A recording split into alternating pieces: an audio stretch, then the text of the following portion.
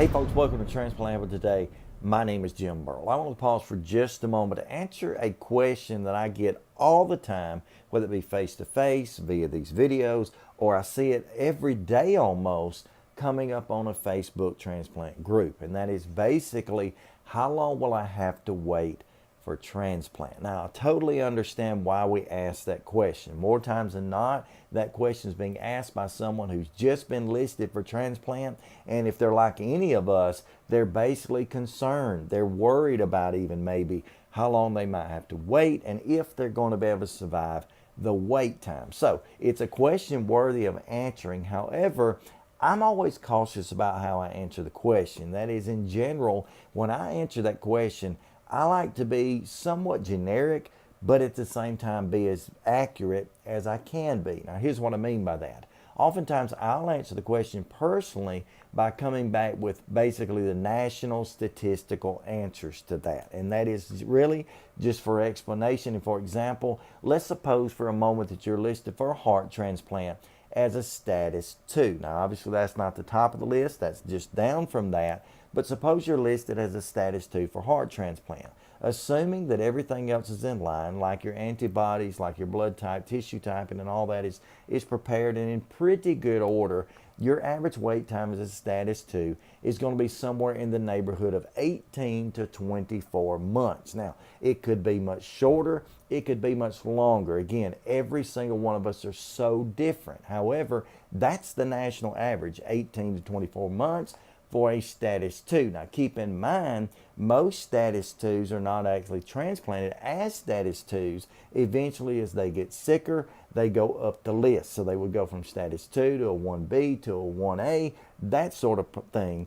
And of course, as their listing changes, their probability of being transplanted in a shorter length of time increases. So I use that. Now, imagine someone comes in as a status 1B. How does that change things? Well, if status 2 is 18 to 24 months, actually and honestly, a status 1B is generally less than 6 months. And so that's really upping the odds there to be transplanted in less than 6 months. Again, you may wait longer than that. You may not have nearly that long a wait, but that's the average. Then a status 1A heart transplant patient is going to wait less than 3 months, typically speaking. Again, just an average, but these are kind of the national averages. So you got the status 2s, 18 to 24 months.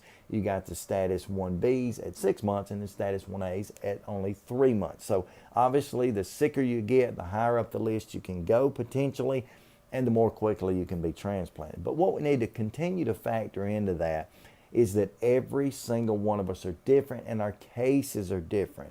I may be listed as a status 1A, which will be near the top of the list, if not the top, and then have higher antibodies or a blood type that's more difficult to match, or a body size or cavity size particularly is what they look at, that is a little bit out of the norm or something, and it may make me more difficult to match. On the other side of that, I may have many of those factors in line and make my match so easy that I'm going to be matched and transplanted much more quickly. So I realize, in answering this question today, I probably not really answered it, but I did want to get across that there are some averages out there that we can look at, but for the most part, everybody's different. So please don't dwell on it. Please don't dwell on your wait time. I know you can't take your mind off of it. I couldn't either.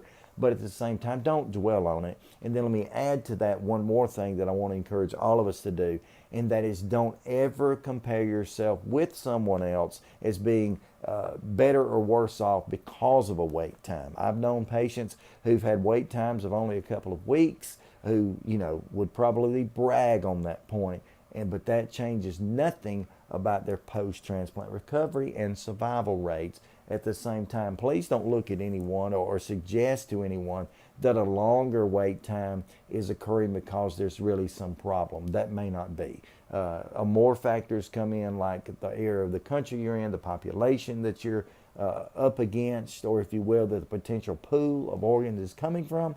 All that matters. And so please don't compare yourself by someone else by saying, well, my wait time was shorter than yours, that kind of thing. That's as old as the kids on the playground who's saying, my daddy can whoop your daddy. That makes no difference. What matters is, do we get our organs do we recover well, and can we survive? And that's what I pray for every day to everyone who would watch this program, is survival, an opportunity at life, and then survival even after that. So I appreciate you pausing today to watch this little short video. I appreciate your attention in that. And I would like to hear, however, what was your wait time? Did you wait a long period of time, a shorter period of time? How did that really work for you? But again, keeping in mind that it's not a contest. It's just a matter of letting each other have some comfort and some confidence and maybe knowing what lies ahead. Thank you so much for joining me today. Until next time, stay stronger, friends.